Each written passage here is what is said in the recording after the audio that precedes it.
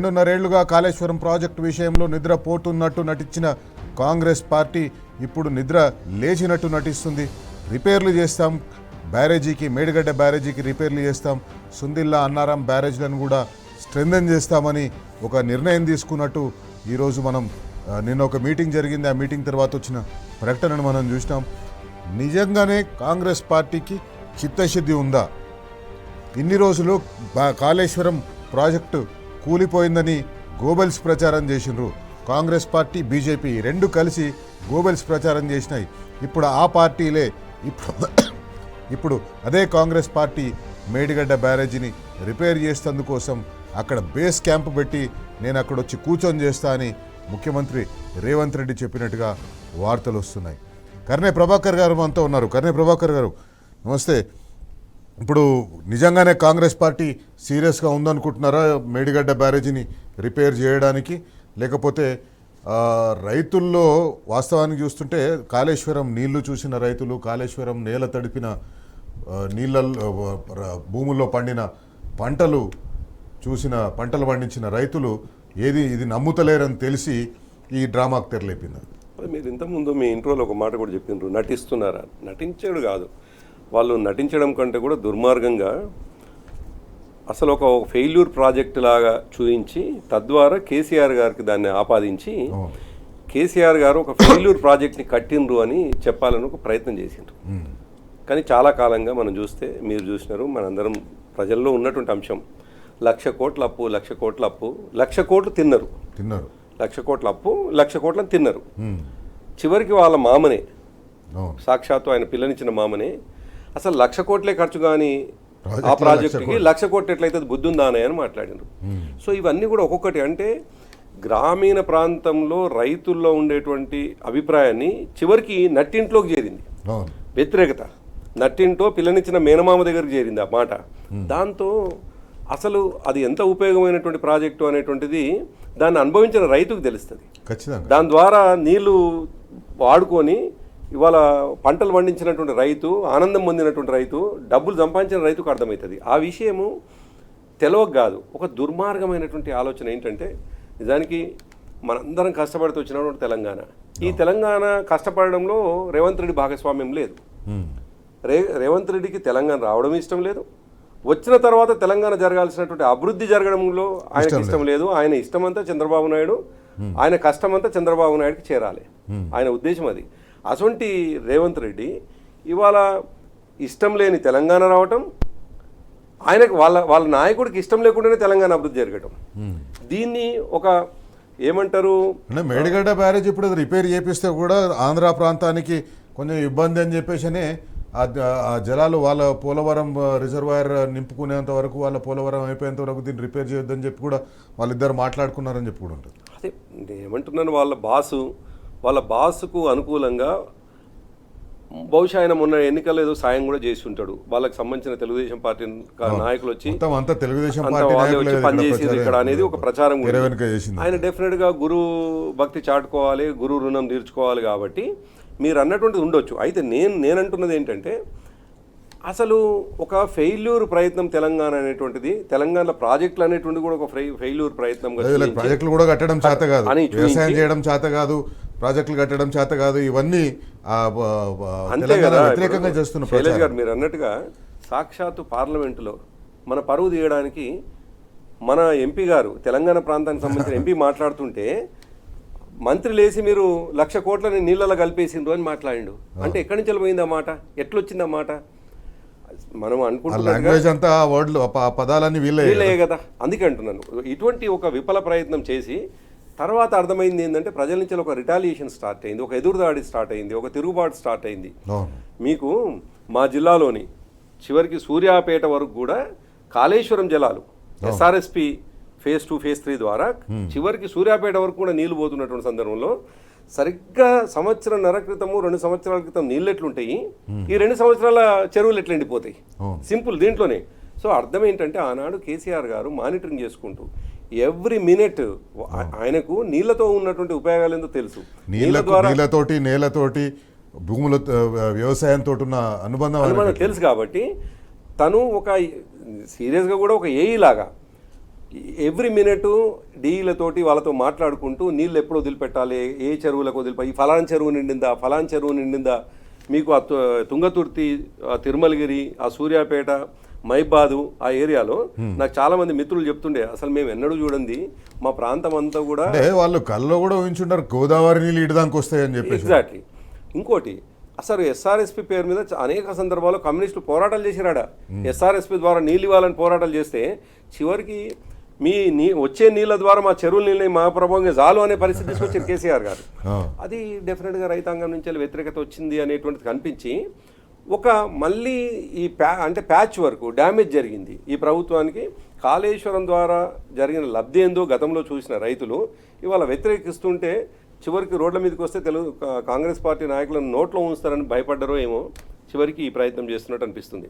దాదాపు 8.5 లక్షల ఎకరాలని ఎండబెట్టేటువంటి ప్రయత్నం చేస్తే రైతాంగం ఎట్లా ఒప్పుకుంటారు?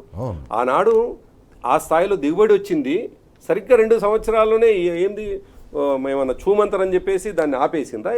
కేవలం ఆయన బుద్ధి వల్ల, ఆయన దుర్బుద్ధి వల్ల, ఆయన ఆలోచన విధానం వల్ల. రైతుల పట్ల ప్రేమలే ఉండకపోవడం ఒకటి, రెండోది బీఆర్ఎస్ పార్టీని బద్నాం చేయాలి, కేసీఆర్ గారిని బద్నాం చేయాలి. ఇప్పుడు సరే మనం టెక్నికల్ కాదు, మీరు కాదు, నేను కాదు, కేసీఆర్ గారు కూడా టెక్నికల్ కాదు.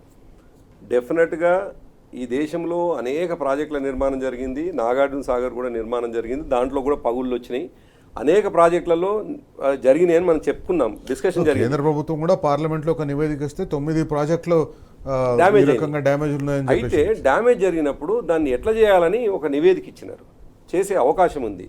ఒక కాపర్ డ్యామ్ వేసి తర్వాత చేసుకోవచ్చు ఆ పిల్లర్లు ఏవైతే ఉన్నటువంటి స్మాల్ పిల్లర్లను చూపించుకుంటూ మిగతా 3 సుందిల్ల అన్నారం కూడా ఒక ఫెయిల్యూరు అనేటువంటి చూపించి దాంట్లో బొంగలు పడితే సహజంగా కొన్ని ఏళ్లుగా దాంట్లో ఉన్నటువంటి నీళ్లు ఆగుతున్నటువంటి సందర్భంలో బొంగలు పడుతుంటాయి. ఆ బొంగలు పడడానికి కూడా ఒక ఫెయిల్యూర్ ప్రాజెక్ట్ లాగా చూపించడం. అసలు నిజానికి అది ప్రాజెక్టుకు బొంగకు సంబంధం లేదు. బొంగనేమో భూమిలో పడితే ప్రాజెక్టు క్రాక్కు సంబంధం లేనటువంటి అంశాన్ని ఇక్కడ మాత్రమే అన్నారంలో మాత్రమే మన కాళేశ్వరంలో మాత్రమే పిల్లర్లు బీటలు వారినాయి. దాంట్లో కూడా పలు అనుమానాలని మనకు తెలుసు, మనం అనేక సందర్భాల్లో చర్చించుకున్నాం. వాస్తవానికి ఇప్పుడు ఆ అనుమానాలకు అవకాశం ఉన్నటువంటి అంశం ఏమిటంటే మనము కరీంనగర్లో చూస్తూ ఉన్నాం పెద్ద పెద్ద చెక్ డ్యామ్లు 2 కోట్లు 4 కోట్లు 15 కోట్ల చెక్ డ్యామ్లను కూడా పేల్ చేసి ఇసుక. అటువంటిది ఈ కుట్రదారులు ఎన్నికల ముందు మా ప్రభుత్వాన్ని, మా నాయకుడిని ఇబ్బంది పెట్టడం కోసం, నష్టం చేయడం కోసం డెఫినెట్గా పేల్చుంటారు అనే అనుమానం ఉంది. అక్కడ అనుమానం ఉండడమే కాదు, అక్కడ ఉన్న కాళేశ్వరం మేడిగడ్డ బ్యారేజ్ ఇంజనీరు శబ్దం వచ్చింది పోయి కంప్లైంట్ ఇస్తేందుకు కూడా పోయిండు పోలీస్ స్టేషన్కి, కంప్లైంట్ కూడా చేసిండు మీరు అన్నారు. అందుకే ఏమంటున్నాను, ఇవన్నీ కూడా మ్యాన్ మేడ్ డిజాస్టరీస్ అంట నేను. మనుషులు తయారు చేసిన డిజాస్టరీ తప్ప సృష్టి కడుతున్నటువంటి సందర్భంలో జరిగిన తప్పులు ఇవన్నీ కాదు. ఆ మనుషులు వీళ్ళ బుద్ధి వంకర అయ్యి ఉండి దాన్ని సరిగా రిపేర్ చేయక ఇవాళ కాళేశ్వరాన్ని ఎండబెట్టే ప్రయత్నం చేస్తే చివరికి అర్థమైంది ఏంది, ఎల్లంపల్లి కూడా దీంట్లో భాగమై ఉండి దాంట్లోకి వస్తున్నటువంటి నీళ్ళని ఎత్తిపోసేటువంటి పరిస్థితి తీసుకొచ్చి ఇవాళ దాని ఫలితాలు అవపడుతున్నప్పుడు అనివార్యమైనటువంటి పరిస్థితిలో ఇవాళ రిపేర్ చేయాల్సినటువంటి పరిస్థితి వచ్చింది. అసలు రిపేరే సాధ్యం కాదు. మొదట్లో అయితే ఇంకెంత దుర్మార్గం. మనకు తెలిసినటువంటి విషయాలు ఈ మూడు కూడా ఈ పనికిరాని డ్యాములు, ఈ మూడింటిని కూడా కొట్టేసి అసలు ఆనవాళ్ళు లేకుండా చేసి మేము అక్కడి నుంచి తీసుకొస్తాము, తమిడిహట్టి నుంచి తీసుకొచ్చి ఎల్లంపల్లిలో పడేసి అక్కడి నుంచి నందిమేడారం మిగతా ద్వారా ఇద్దాము అనేటువంటి ఒక పిచ్చి ప్రయత్నం కూడా చేశారు. అసలు కేసీఆర్ గారి ఆలోచనని బుర్ర ఉన్నవాడు ఎవరికైనా అర్థమవుతుంది, బుర్ర ఉన్నవాడికి, వీళ్ళకి బుర్ర లేదు. ఆయన ఆలోచన ఏంది, 365 రోజులు నీళ్ళు అందుబాటులో ఎక్కడ ఉండవు. గోదావరిలో అయితే ఎంత ఉందనేది లెక్కలతో సహా అనేక సందర్భాలు చెప్పినారు. ఒకవేళ గోదావరిలో నీళ్లు రానప్పుడు దాని కింద కట్టుకుంటే పైనుంచి వచ్చేటువంటి ప్రాణహిత మిగతా ద్వారా నీళ్ళు ఎత్తిపోసుకొని వీటిలో రిజర్వ్ చేసి పెట్టుకొని ఆ తర్వాత మనం ఎల్లంపల్లి నింపుకుందామని. ఎల్లంపల్లికి రెగ్యులర్గా వచ్చేటప్పుడు వస్తుంది, అదర్వైజ్ రానప్పుడు ప్రాణహిత మిగతా జలాలు ఏవైతే ఉన్నాయో దాని ద్వారా వచ్చి ఎత్తిపోసుకుందామని అంటే ఎత్తిపోయడానికి నిజమే మరి 600 మీటర్ల ఎత్తులో ఉన్నటువంటి హైదరాబాద్ నగరం దాకా నీళ్లు రావాలంటే ఎత్తిపోయకుండా ఇంకా గ్రావిటీ వచ్చే అవకాశం లేదు కదా. అటువంటిప్పుడు అంటే వాళ్ళ బుర్ర సరిగా పనిచేయకపోవడం కాదు, బుర్రలో ఉన్నటువంటి ఆలోచన ప్రతిసారి కూడా నెగిటివ్ భావాలతో ఉండడం వల్ల ఇవన్నీ పుడతాయి. నిజానికి 4 సంవత్సరాలు కాంగ్రెస్ పార్టీకి ఇప్పటి వరకు ఎప్పుడు చూసినా సమైక్య రాష్ట్రంలో కానివ్వండి, తెలంగాణ వచ్చిన తర్వాత కానివ్వండి, తెలంగాణలో రైతులకు నీళ్ళు ఇవ్వడం కానీ, తెలంగాణలో ప్రాజెక్టులు కట్టడం కానీ, తెలంగాణలో సుభిక్షంగా చేయాలనేది వాళ్ళకు ఎప్పుడు కూడా వాళ్ళు సీరియస్గా లేరు. ఎంతసేపు సమైక్య రాష్ట్రం ఉన్నంత వరకు వాళ్ళ కృష్ణా గుంటూరు జిల్లాలో లేకపోతే కృష్ణా నీళ్లు తీసుకుపోయే రాయలసీమ జిల్లాని సుభిక్షం చేసుకోవాలి, కానీ ఆ నీళ్లను తెలంగాణకు ఎట్లా తీసుకొస్తాం, ఏమనంటే తెలంగాణ మీద ఉంది ఇవి కింద ఉన్నాయి కాబట్టి మీకు నీళ్లు రావని చెప్పేసి తెలంగాణ ప్రజలు నమ్మించే ప్రయత్నం శైలజ్ చేశారు. గారు, ఇప్పుడు మీరు కూడా దాదాపు 4 దశాబ్దాలు 3.5-4 దశాబ్దాలుగా జర్నలిజం ఉన్నారు, చూస్తున్నారు మీరు. వీళ్ళ బుద్ధిని మనం ఇంకో రకంగా చూడాలి. వాళ్ళ ఆలోచన ఒక రాజకీయ పార్టీగా మేము అధికారంలోకి రావడానికి పనులు ఏం చేస్తే, ఏం కుట్రలు చేస్తే అధికారంలోకి వస్తామనే ఆలోచనలే తప్ప ఏం మంచి పనులు చేయడం ద్వారా అధికారంలోకి వస్తామనే ఆలోచన ఎన్నడూ కాంగ్రెస్ పార్టీ చేయలేదు. మీరు చాలా సందర్భాల్లో చూస్తే ఒక్కరోజుకు సంబంధించింది కాదు. ఇప్పుడు ఒక వర్క్ టార్గెట్గా పని లక్ష్యంగా పనిచేసి అధికారంలోకి వచ్చిన సందర్భాలు లేదు. కొన్ని రాష్ట్రాలనేమో అక్కడ ఉన్నటువంటి ప్రభుత్వాలు వైఫల్యమై కావచ్చు, కొన్ని సందర్భాల్లో ఇప్పుడు మన రాష్ట్రంలోనేమో మనం 2,000 ఇస్తామని అంటే 4,000 ఇస్తామని చెప్పి, స్కూటీలు ఇస్తామని, బంగారం ఇస్తామని, నిజంగా కూడా ప్రజలు అమాయకంగా సహజంగా మనలాంటి అభివృద్ధి చెందుతున్నటువంటి దేశంలో తెలంగాణ ఇంత సుభిక్షంగా ఉంది, ఇన్ని పైసలున్నాయి తెలంగాణ దగ్గర, కేసీఆర్ ఇంకా 2,000 ఇస్తుండి, 4,000 ఇస్తాడు. కాబట్టి మనం వాళ్ళ ఎన్నికలకు ముందు మనం చూసినాం కూడా కదా ఏ రకంగా చెప్పిండ్రు వాళ్ళు, ఎట్లా తెలంగాణని ఎట్లా సుభిక్షమైన రాష్ట్రం, మంచి పైసలు ఉన్నాయి, ఇవ్వచ్చు, వేస్ అండ్ మీన్స్ మాకు తెలుసు అని చెప్పేసి బట్టి విక్రమార్క అన్నట్టుగా ఆయన రేవంత్ రెడ్డి అయితే ఏకంగా ఎట్లాంటి బాధ్యత లేకుండా 9వ తారీఖు వరకు మీరు ఇప్పుడు లైన్లు కట్టండి అంటే నేను 9వ తారీఖు నాడు ఇది వేవ్ అప్ చేసేస్తా, మీరు లైన్లు కట్టి బ్యాంకులలో లోన్ తీసుకోండి అని చెప్పేసి అంటే అంత ఈజీగా మాట్లాడడం. కామారెడ్డి డిక్లరేషన్ కావచ్చు, అనేక అంశాలు, ఒకటి కాదు. ఖర్గే గారితో అబద్ధాలు మాట్లాడియడం, అదేవిధంగా రాహుల్ గాంధీ వచ్చి అబద్ధాలు మాట్లాడడం, ప్రియాంక గాంధీతో అబద్ధాలు మాట్లాడడం, ఇవన్నీ కూడా జరిగినాయి కదా. సహజంగా మనుషులకు నేను ఆశానను, కానీ మనలాంటి రాష్ట్రంలో ముఖ్యంగా ఈ దేశంలో దేశమే అభివృద్ధి చెందుతున్న దేశం. ఈ దేశంలో ఉన్నటువంటి ప్రజలకు ఒక రకమైనటువంటి కొంత కోరికలు ఉంటాయి, నిజమేమో చేస్తారేమో, మనుషుల మీద నమ్మకం కదా, మనుషుల మీద విశ్వాసం కదా, నిజంగా ఉంటుంది. కాంగ్రెస్ పార్టీ కాళేశ్వరం ప్రాజెక్టు విషయంలో నిద్ర లేచినట్టు నటిస్తుందా? పేల్చేసి కూలిపోయిందని ప్రచారం చేసి రైతుల నుంచి వ్యతిరేకత రావడంతో, రైతుల నుంచి తీవ్రమైన వ్యతిరేకత రావడంతో ఇప్పుడు నిద్ర లేచినట్టు నటిస్తుందా? రిపేర్లు నిజంగానే చేస్తుందా? రిపేర్లు నిజంగానే చేస్తే ఆ రిపేర్లకు అయ్యే ఖర్చు ఎంత అని చూపిస్తుంది. ప్రాజెక్టు మేడిగడ్డ బ్యారేజ్ కుంగిపోయిన మొదట్లోనే రిపేర్లు చేస్తే 300 కోట్లు మాత్రమే ఖర్చు అయ్యే అవకాశం ఉందని అప్పుడు ఇంజనీరింగ్ సంస్థ, ఆ ప్రాజెక్టు నిర్మించిన సంస్థ చెప్పింది. కానీ 2.5 సంవత్సరాలు దాన్ని డీలే చేయడం వల్ల, కాస్ట్ ఎస్కలేట్ కావడం వల్ల ఇప్పుడు కనీసం 12,000 కోట్ల రూపాయలు ఖర్చు అవుతుందని, 1,200 కోట్ల రూపాయలు, 1,200 కోట్ల రూపాయలు ఖర్చు అవుతుందని చెప్పినాయి. కానీ కమిషన్లకు అలవాటు పడ్డ కాంగ్రెస్ పార్టీ 1,200 కోట్లతోటి సరిపెడుతుందా?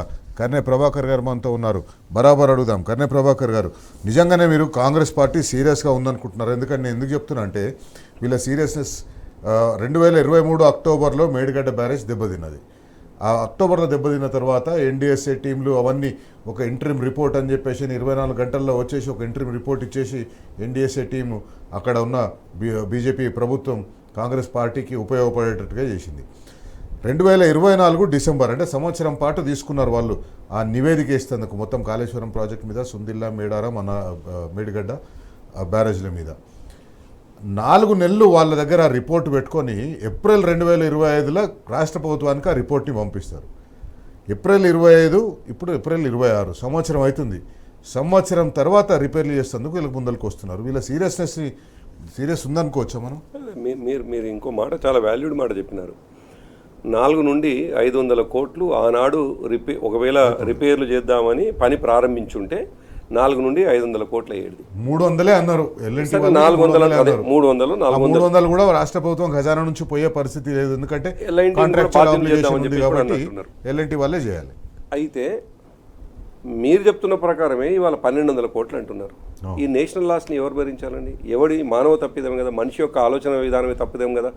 నువ్వు సరైన సమయంలో నీళ్ళు అనేది వారు ఎటువంటిదో నీళ్ళు అటువంటివి నా దృష్టిలో.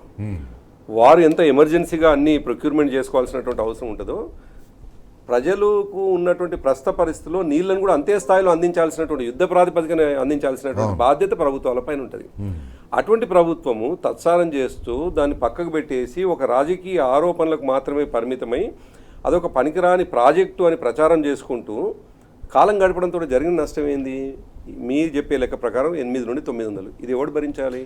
ఇప్పుడు 8 నుంచి 900 కోట్లు వాస్తవానికి చూస్తే ఖర్చు అవుతుంది, కానీ కమిషన్లకు అలవాటు పడ్డ కాంగ్రెస్ పార్టీ ఇది 1200 కోట్లతో ఆపుకోదు. ఇది 6000 కోట్లు 7000 కోట్లు. దానికి నేపథ్యం కూడా ఉంది కదా. మీరు చెప్పేది నిజం, మీరు ఊరికేం చెప్పట్లేదు, మీకు బాగా ఎక్స్పీరియన్స్ ఉండి చెప్తున్నారు ఈ విషయంలో. ఎందుకంటున్నారంటే నాగార్జున సాగర్ స్టార్ట్ చేసినాక ఎన్నేళ్ళ కంప్లీట్ అయింది, ఇంకా నిర్వాసితులు శ్రీశైలంలో తిరుగుతూనే ఉన్నారు కదా. అట్లా ఒక్కటి కాదు, ఈ దేశంలో ప్రాజెక్టుల నిర్మాణం జరిగితే రైతుకు నీళ్ళు అందాలని నిర్మాణాలు జరగలేదు. ఇవాళ బాగా మాట్లాడుకుంటారు, భుజాలు బాగా కొట్టుకుంటారు. మేమే కట్టినాం కదా ఎస్ఆర్ఎస్పి, మేమే ఎల్లంపల్లి కట్టినాం కదా, మేమే నాగార్జున సాగర్ కట్టినాం, మేమే. మీరు కట్టి ఉండవచ్చు, దశాబ్దాల తరబడి కట్టి రేట్లను పెంచి మీ కడుపు నింపుకోవడానికి ఏటీఎంగా తయారు చేసి దాన్ని చేసారు తప్ప రైతుకు నీళ్ళు ఇవ్వాలనే టార్గెట్గా పనిచేయలేదు. కానీ కేసీఆర్ గారు రైతుకు తన టెన్యూర్ కంప్లీట్ అయ్యే లోపే రైతుకు నీళ్ళు ఇవ్వాలని చెప్పి తొందరగా రైతు వ్యవసాయం చేసే రైతు పంట కూడా ఇంపార్టెంట్ కదా. నేను అందుకే యుద్ధ ప్రాతిపదికన అనే మాట అందుకే అన్నా. నేను ఈ పంటకు నీళ్లు రాకపోతే ఆయన లాస్ అయిపోయినట్టే, మళ్ళీ పంటకు నీళ్లు రాకపోతే లాస్ అయిపోయినట్టే. ఎంత తొందరగా నీళ్లు ఇస్తే రైతు అంత తొందరగా పంట. బహుశా నాకు గుర్తున్నది 2018 అనుకుంటాను, 17-18 మధ్యలో నాకు కూడా నిజానికి జరుగుతున్నటువంటి పనుల పట్ల ఒకంత ఆశ్చర్యం అనిపించేది. రోజు జరుగుతున్న డెవలప్మెంట్ చూసి, మనం పత్రికల్లో విషయాలు చూసి సరే చూసొద్దామని చెప్పేసి దాదాపు 80 మంది జర్నలిస్ట్ అని, వేరే వాళ్ళు, నో పొలిటికల్, అసలు పొలిటికల్ పార్టీ లీడర్లు ఎవరు లేకుండా ఓన్లీ జర్నలిస్ట్ అని ఒక బస్సు 8-10 కార్లు తీసుకొని నేను బయలుదేరినాను హైదరాబాద్ నుండి. 3 రోజుల పాటు మా పార్టీ బీడ్ చూసేవాళ్ళు, మా పార్టీకి సంబంధించినటువంటి వార్తల సేకరణ చేసే రిపోర్టర్లని, సీనియర్ రిపోర్టర్లు కూడా చాలామంది ఉన్నారు. వాళ్ళని తీసుకొని నేను ఈ 3 ప్రాజెక్టులతో పాటు చివరికి మల్లన్న సాగర్ వరకు కూడా, కొండపోచమ్మ వరకు కూడా 3 రోజులు తిప్పుకొని వచ్చినాను.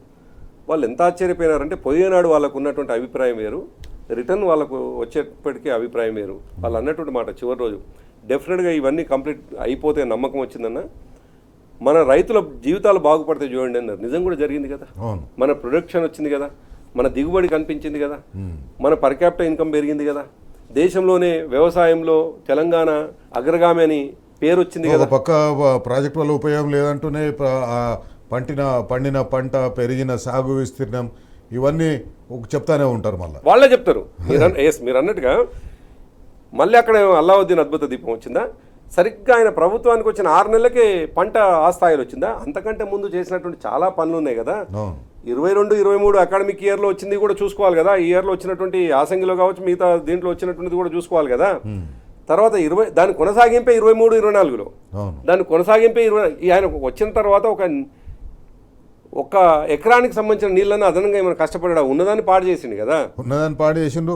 కొన్ని 100 ఎకరాలు నీళ్లు లేక పంటలు ఎండిపోయినాయి. అందుకే అంటున్నాను, వాళ్ళ ఆలోచన రాజకీయమైనటువంటి ఆరోపణలు చేసి తద్వారా కేసీఆర్ గారిని బదనాం చేయాలని ప్రయత్నం చేసి అది దెబ్బతిని ఇవాళ నీళ్ళు ఇవ్వకపోతే తిరుగుబాటు స్టార్ట్ అవుతుంది. ఊర్లలో కాంగ్రెస్ పార్టీ కార్యకర్తలు ఉండే పరిస్థితి ఉండదు.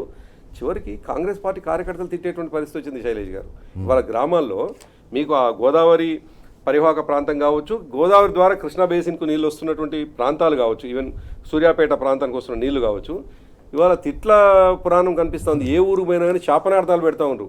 ఎందుకంటే బ్రతుకే ఇవాళ వ్యవసాయం. ఆ బ్రతుకు తెరువే నాశనం చేసి ఉంటే ఏ రైతు ఊరుకుంటాడు? ఎందుకు ఊరుకుంటాడు రైతు? తన బ్రతుకు తెరువు నీ రోడ్డు మీద పడేస్తే, నిన్ను గెలిపించి నీ మాటను నమ్మి నిన్ను గెలిపిస్తే నన్ను తీసుకుపోయి రోడ్డు మీద పడేస్తావు అని చెప్పేసి డెఫినెట్ ఆ భయం నుంచి మీరనే నాటకం అందామా, నిజాయితీ అందామా? నిజాయితీగా చేయదలుచుకుంటే యుద్ధ ప్రాతిపదికన చేయాల్సిన అవసరం ఉంది. ఇంకో మాట చెప్తాను నేను, మాకు దీంట్లో భేషజాలు లేవు. మా పార్టీ అధ్యక్షుడికి కేసీఆర్ గారికి అయితే అసలే భేషజాలు ఉండవు. ఆయన టార్గెట్ ఏంది?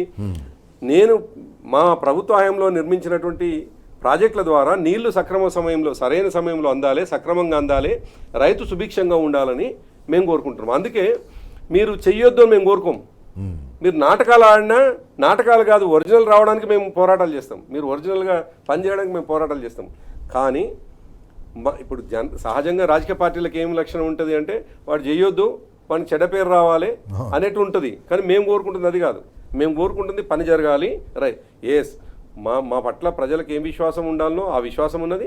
డెఫినెట్గా మమ్మల్ని మళ్ళీ తిరిగి వాళ్ళ విశ్వాసంలోకి తీసుకొని మళ్ళీ ఎట్లా కేసీఆర్ గారిని ముఖ్యమంత్రిని చేసుకోవాలో ప్రజలకు తెలిపోయింది. అది వాళ్ళు అనుకున్నటువంటి ఏదైతే ఊహల్లో ఉండెనో, ఏదైతే ఇష్టం వచ్చినటువంటి హామీలు ఇవ్వడం ద్వారా ఆ నిమిషానికి ఇన్ఫ్లుయెన్స్ అయినారు, ఆ నిమిషానికి ఎప్పుడైతే తెలిపి కాంగ్రెస్ పార్టీ తెలంగాణ రాష్ట్రంలో ఇప్పటికీ కూడా అధికారంలోకి వచ్చి 2.5 సంవత్సరాలు అయిన తర్వాత కూడా ఆ పూట గడిస్తే చాలు ఏదైనా ఒక మాట చెప్పిద్దామన్నట్టుగానే మాట్లాడుతుంది. అంతే కదా. ఇంకోటి మీకు జాతీయ పార్టీలకు ఉన్నటువంటి దాన్ని ఒకసారి మనం గమనిస్తే ప్రాంతీయ పార్టీలకేమో జవాబుదారితనం పడుతుంది. అందులో దట్టు కేసీఆర్ గారు పెట్టినటువంటి పార్టీ కావచ్చు, మేము తెలంగాణ కోసం కొట్లాడినటువంటి వాళ్ళం, తెలంగాణ తెచ్చినటువంటి వాళ్ళం, తెచ్చిన తర్వాత అభివృద్ధి చేసినటువంటి వాళ్ళం. సో మా కన్సర్న్ వేరు.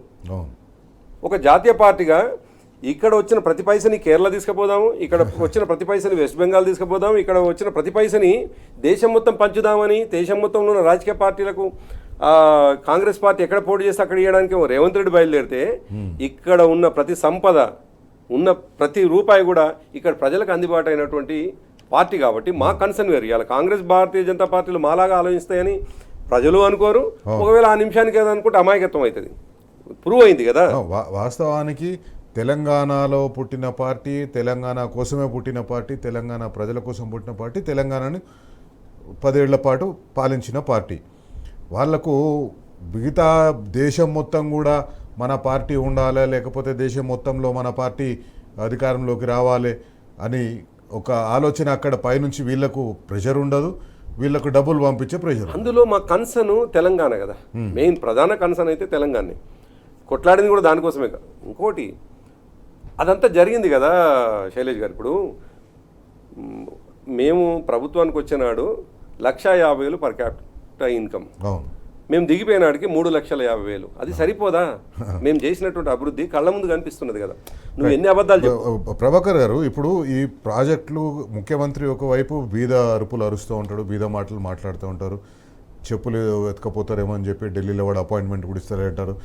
ఇప్పుడు ఈ కాళేశ్వరం రిపేర్ కానివ్వండి, లేకపోతే ఈ కాళేశ్వరంకి సంబంధించిన కాలువలు, ఇన్ని రోజులు ఆ కాలువల రిపేర్లు కూడా వీళ్ళు పట్టించుకోలేదు. కాలువల్లో నీళ్ళే లేవు కాబట్టి తుమ్మలు మొలిచినాయి, పట్టించుకుంటారు. ఇప్పుడు పైసలు లేవని చెప్తున్నాడు, మళ్ళీ ఇక్కడ ఏమైనా రిపేర్లు చేస్తా అంటున్నాడు.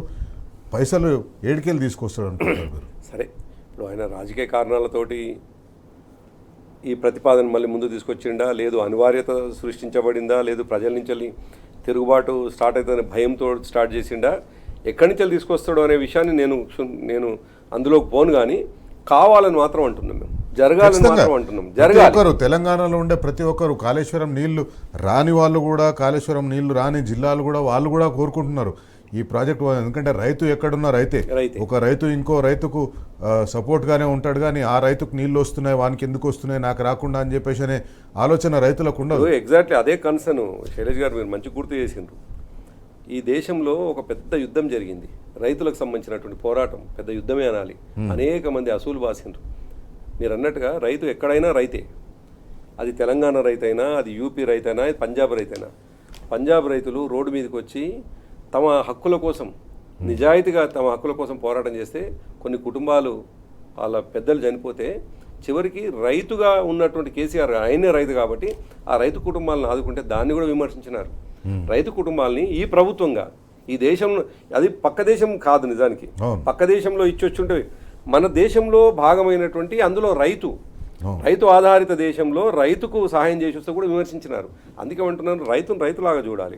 కాబట్టి ఎక్కడ రైతైనా రైతే. మీరు అన్నట్టుగా కాళేశ్వరం నీళ్లు రాని హైదరాబాద్ రైతు కూడా, హైదరాబాద్లో ఉన్న మామూలు వ్యక్తి కూడా కాళేశ్వరం నీళ్ళు వచ్చి ఆ రైతాంగం బాగుపడితే ఆర్థిక వ్యవస్థ స్థితిగతులు మెరుగుపడతాయి, తద్వారా ఈ రాష్ట్రం బాగుపడుతుందని కోరుకున్న వాళ్ళు. ఎటువంటి వ్యవసాయం ఒక ఎకరం కూడా లేనటువంటి వాళ్ళు కోరుకున్నది.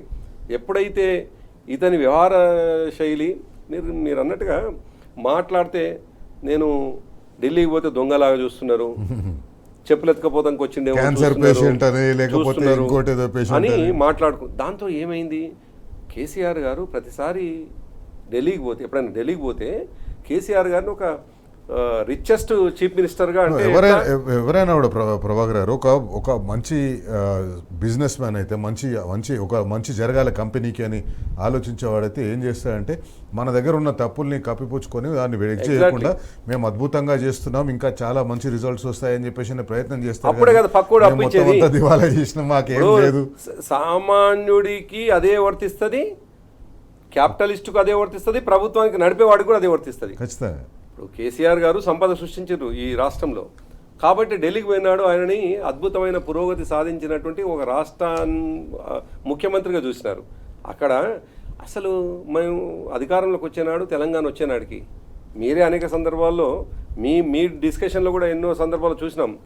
ఆంధ్రాకి సంబంధించినటువంటి వాళ్ళు మీకు తెలంగాణ వస్తే ఆగమైపోతారు, తీవ్రవాదం వస్తుంది, కరెంట్ మాట్లాడారు కదా. అటువంటి దశ నుండి, అపహాస్యం దశ నుండి చివరికి అసూయపడే దశకు కేసీఆర్ గారు తీసుకొస్తే డెఫినెట్గా ఢిల్లీలో ఉన్నటువంటి వాళ్ళు అసూయపడే పరిస్థితి తీసుకొచ్చినాం. పాలకుడికి తన మీద తనకు నమ్మకం ఉంటే ఎంత అప్పుల్లో ఉన్న రాష్ట్రాన్నైనా, ఎంత అప్పుల్లో ఉన్న దేశాన్నైనా అద్భుతంగా పరిపాలించవచ్చు, అప్పుల నుంచి బయటపడేయవచ్చు అని చెప్పేసి అనేది ఇంతకుముందు పివి నరసింహారావు గారు నిరూపించారు, ఇక్కడ తెలంగాణలో కేసీఆర్ గారు నిరూపించారు. ఒక చిన్న బ్రేక్ తీసుకుందాం. బ్రేక్ తర్వాత నాకు నిజంగా ఇప్పటికీ అనుమానంగానే ఉంది కాంగ్రెస్ పార్టీ నిజంగానే ఇది సీరియస్గా చేస్తుందా లేదు. ఎందుకంటే ఇప్పుడు ఈ సుందిల్లా, అన్నారం, మేడిగడ్డ ఈ 3 బ్యారేజీల మీద మళ్ళీ ఎన్డీఎస్ఏ థీమ్ తోటి అధ్యయనం చేయించాలి, ఎక్కడెక్కడ ఏమేమి రిపేర్లు చేయించాలి, ఎక్కడెక్కడ ఎంతెంత ఖర్చు అవుతుంది అని చెప్పేసి అనేది దాంట్లో ఒక సిడబ్ల్యూసీ మెంబర్ కూడా ఉండాలి ఖచ్చితంగా అని ముఖ్యమంత్రి గారు చెప్పినట్టుగా మనం చూస్తున్నాం. నిజంగానే ఈ కొత్తగా ఇది అధ్యయనం చేసిన దాని పేరు మీద మళ్ళా బీఆర్ఎస్ పార్టీ మీద, కేసీఆర్ గారి మీద బురద జల్లే ప్రయత్నం ఏమన్నా, కుట్ర ఏమన్నా దీంట్లో దాగి ఉందా? దాని గురించి మాట్లాడదాం. ఈరోజు మనం కాళేశ్వరం ప్రాజెక్టు గురించి మాట్లాడుతున్నాం. ప్రభుత్వం కాళేశ్వరం ప్రాజెక్టుకు మేడిగడ్డ బ్యారేజ్కు జరిగిన డ్యామేజ్ని రిపేర్ చేయాలని కోరుకుంటుందని, ఆ రిపేర్ చేయడం కోసం అయ్యే ఖర్చు ఎంత అవుతుంది, ఆ రిపేర్లు ఎక్కడెక్కడ చేయాలి, సుందిల్లా, అన్నారంలో కూడా రిపేర్ చేయాలన్నా, ఇంకా ఎక్కడెక్కడ రిపేర్ చేయాలని దానికోసం ఒక అధ్యయనం చేయడం కోసం ఒక టీంని కూడా ఏర్పాటు చేయాలని చెప్పేసి నిర్ణయం చేసుకున్నారు. టీంలో ఎన్డీఎస్ఏ తర్వాత సిడబ్ల్యూసీకి సంబంధించిన వాళ్ళు కూడా ఉంటారు, తెలంగాణ సంబంధించిన ఇరిగేషన్ అధికారులు ఉంటారు. అయితే ఈ మొత్తం వెనుక నిజంగానే కాంగ్రెస్ పార్టీ సీరియస్గా ఉందా, లేకపోతే ఈ అధ్యయనం పేరుతోటి అసలు ఈ 3 బ్యారేజ్లు దేనికి కూడా పనికొచ్చేటివి కాదు, అందుకే మేము ఇప్పుడు వీటిని కొత్తగా నిర్మిస్తున్నామని చెప్పి ఈ కాస్ట్ని, ఈ రిపేరింగ్ కాస్ట్ని చాలా ఎక్కువగా చేసేసి 20,000 కోట్లు 30,000 కోట్లు ఈ రిపేరింగ్ కాస్ట్ను చేసే ప్రయత్నంలాగా కనిపిస్తుంది. ఒక అనుమానం వస్తుంది. ప్రభాకర్ గారు, వాస్తవానికి కాంగ్రెస్ పార్టీ ఇంతకుముందు మీరు అన్నట్టుగా చరిత్ర చూసినట్టయితే వాళ్ళు ఏ ప్రాజెక్టు కట్టినా దాన్ని నిరంతరం కాస్ట్ ఎస్కలేషన్ చేసుకుంటా దాన్ని ఒక పాడేవులాగా చూసుకుంటా వాళ్ళ ఖజానాలు నింపుకోవడం కోసం, ఇక్కడ వాళ్ళ ఖజానాలు నింపుకోవడం కోసం ఢిల్లీలో మూటలు కట్టి ఢిల్లీ ఖజానాలు నింపడం కోసం. ఇప్పుడు నా అనుమానం ఏంటంటే కాంగ్రెస్ పార్టీ ఈ మేడిగడ్డ, సుందిల్లా, అన్నారం, కాళేశ్వరం ప్రాజెక్టు మొత్తంలో ఉన్న దాంట్లో రిపేర్లు లేకపోతే అధ్యయనం పేరుతోటి ముందుగా వీటన్నింటిలో చాలా లోపాలు ఉన్నాయి, వీటన్నింటినీ సరిచేయాలంటే ఇన్ని వేల కోట్లు అవుతుందని ఒక ప్రతిపాదన తీసుకొస్తారేమో అని అనుమానం ఉంది. మేబీ ఇప్పుడు మనం రేవంత్ రెడ్డిని ఒకసారి చూస్తే, రేవంత్ రెడ్డి యొక్క ఆలోచన విధానం, ఆయన నేపథ్యం ఇది చూస్తే ప్రతిసారి ఆయన చేసే ప్రతి పనికి కూడా ఆర్థిక సంబంధాలని ముడిపెడుతూనే ఆయన కనిపిస్తున్నది. ఒక్కరోజు కాదు, ఈవెన్ మూసీని మనం ఇవాళ డిస్కషన్ చేసుకున్న ఒక మూసే కాదు, ఏ ప్రాజెక్టుని తెర మీదకి తీసుకొచ్చినా దాంట్లో ఆర్థిక మనకు ఎక్కడ ఈ యూనివర్సిటీకి సంబంధించిన భూముల అమ్మకం అనేటువంటి విషయం, ఏది చేసినా భూమి అమ్ముదాం అనుకున్నా, ఏ పని చేసినా డబ్బులకు సంబంధించినటువంటి కోణం అయితే కనిపిస్తున్నది. డబ్బుల కోణం. మేము నిజాయితీగా అడుగుతున్నది ఏంటంటే డబ్బుల కోణాన్ని ఈ విషయంలో పక్కన పెట్టి ఒక రైతుకు లాభం జరగాలనే కోణంతో పనిచేస్తే ఇవాళ ఫలితం కనిపించేటువంటి అవకాశం ఉన్నటువంటి దీంట్లో డ్రామాలు వద్దంటున్నాం. ఈ డ్రామాలు 2 సంవత్సరాలు చేసినావు, దాంతో నష్టం రైతాంగం జరిగింది. ఇది నేషనల్ లాస్. వాస్తవానికి ఇది జాతీయ నష్టం అంట. నేను జాతికి జరిగిన నష్టంగా భావిస్తాను నేను. అది ఎందుకంటే ఉత్పత్తి రానప్పుడు ఈ దేశానికి ఒక రాష్ట్రంకి వెళ్ళి రావాల్సినటువంటి అవి రానప్పుడు డెఫినెట్గా దేశం మొత్తం నష్టపోయిందంట. రైతులు ఇండివిజువల్గా ఎట్లా నష్టపోతారంటే వాళ్ళకు రెగ్యులర్గా వచ్చిన ఆదాయం ఆగిపోతుంది, వాళ్ళు మళ్ళా అప్పుల్లోకి కూరుకుపోతారు. ఎందుకంటే ఖర్చులు, ఆదాయం రాకపోయినా ఖర్చులు కదా, పెట్టుబడులు ఉంటాయి, నీళ్లు రాకపోయేసరికి ఎండిపోయినటువంటి అవే పడుతుంటాయి. సో అనేకం ఉంటాయి. అందుకేమంటున్నాను, ఆయన ఇప్పుడు ఈ ముఖ్యమంత్రి అనేవాడు ఒక డిజాస్టర్ లాగా, అంటే ప్రతిదీ కూడా ఒక విధ్వంసకర ఆలోచనలు ఉన్నాయి అన్నట్టుగా కనిపించకుండా తను చెప్పిన మాయమాటలా, తను చెప్పినటువంటి ఇష్టం వచ్చిన హామీలా ఎవరిని ఉండని ముఖ్యమంత్రి అయిండు. ఇవాళ చేయాల్సిన పని ఏంటి అంటే నువ్వు మంచిగా జరుగుతున్నటువంటి సాఫీగా పోతున్నటువంటి నీళ్ళని తీసుకొచ్చి ఇవాళ రైతులకు కాళ్ళు కడగాల్సింది ఇచ్చిపెట్టేసి దాన్ని బంద్ చేస్తాను ఎండబెడతా అని చెప్పేసి అనడమే చాలా దుర్మార్గం. అందుకే తెలంగాణ కాళేశ్వరం రైతుల పక్షాన బరాబర్ అడుగుదాం. రిపేర్లు చేయకపోవడం వల్ల రైతులకు తీవ్ర నష్టం జరిగింది, నష్టానికి పరిహారం ఇస్తారు. పరిహారం ఎట్లా మీరు ఇవ్వలేరు, పరిహారం ఎట్లా ప్రభుత్వం ఇవ్వలేదు, వాళ్ళు నష్టపోయినారు. కానీ ఖచ్చితంగా ప్రజలే పరిహారం వసూలు చేసుకుంటారు.